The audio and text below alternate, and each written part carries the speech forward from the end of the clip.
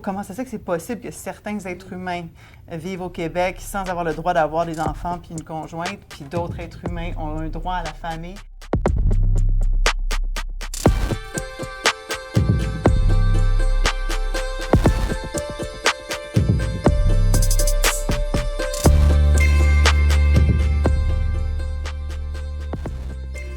Parlons un peu de tes travaux, non?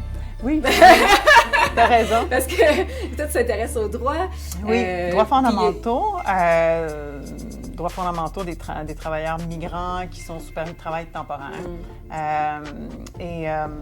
Certains travailleurs au Canada, donc sous permis de travail temporaire, se font refuser l'accompagnement par leurs enfants, se font refuser l'accompagnement par leurs conjoints. Donc, pour moi aussi, j'ai pas eu le choix de fouiller un peu de l'impact de ces politiques-là, de séparation familiale forcée. On a des cas de travailleurs qui sont au Québec depuis 27 ans. Mais depuis 27 ans, leurs enfants n'ont pas le droit d'être au Québec, leurs conjoints n'ont pas le droit d'être au Québec. Comment ça se fait que c'est possible que certains êtres humains vivent au Québec sans avoir le droit d'avoir des enfants puis une conjointe, puis d'autres êtres humains ont un droit à la famille. Donc, j'ai un peu poussé. Ça, c'est un des aspects que j'ai poussé, mais aussi aller voir quand est-ce que ça a commencé. Puis en fait, c'est avec les Chinois qu'on... beaucoup d'immigration chinoise au début du 20e siècle, fin du 19e siècle.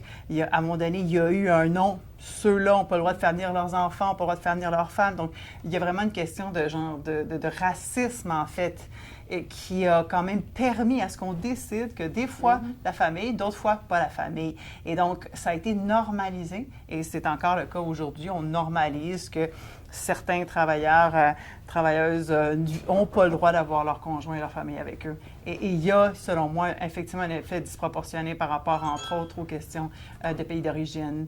Tu parlais de pays du Sud global. Donc, je pense qu'il y a encore quelque chose au niveau d'un racisme systémique assez implanté dans les politiques d'immigration, entre autres, par rapport à la question de la séparation familiale forcée. Puis dans le cas des travailleurs à temps temporaire, en plus, il y a l'interdiction de changer d'employeur et l'exclusion de l'accès au statut permanent pour certains en fonction de leur type d'occupation. Donc, il y a beaucoup de restrictions au niveau de l'immigration qui vient jouer sur leurs droits fondamentaux.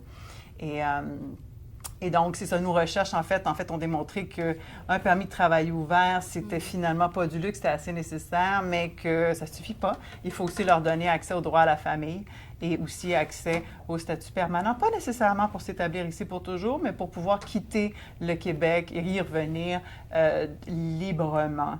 Ça veut dire être capable de retourner voir leurs parents malades s'ils veulent et pas être obligé, pas être pris ici à essayer de renouveler un statut temporaire tout le temps pour pas perdre les droits qu'ils ont acquis. Ouais. Et puis, toi, tu travailles aussi en collaboration avec des organismes? En fait, moi, maintenant, je suis directrice de la recherche au sein d'un organisme. C'est plus que je travaille en collaboration avec différentes équipes académiques. OK, d'accord. Et puis, l'importance de tes travaux, si jamais on veut réfléchir, on réfléchit, on fait de la recherche, mais concrètement, sur le terrain, est-ce qu'ils apportent des pistes de solutions? Je pense que oui. Je pense que oui, dans le sens où, avec les différents organismes, nos partenaires, on va aller faire un certain nombre d'efforts de plaidoyer et carrément d'écrire, en fait, projet de loi pour le Parlement canadien. Mais nous aussi, on fait maintenant du travail en cours. Donc, carrément, en ce moment, on est en train de poursuivre le gouvernement canadien. On représente 2 millions de travailleurs migrants en cours, spécifiquement pour l'interdiction de changer d'employeur. Pour nous, il y a vraiment là, un problème qui permet l'abus à répétition, que ce soit le non-paiement d'heures de travail. Parfois, c'est des viols répétitifs. Donc, les abus auxquels font face les travailleurs qui sont pris avec un sponsor, avec un employeur spécifique, ça va loin. Et on pense qu'il y a un autre modèle pour l'immigration du travail, pour l'immigration économique qui devrait être développé.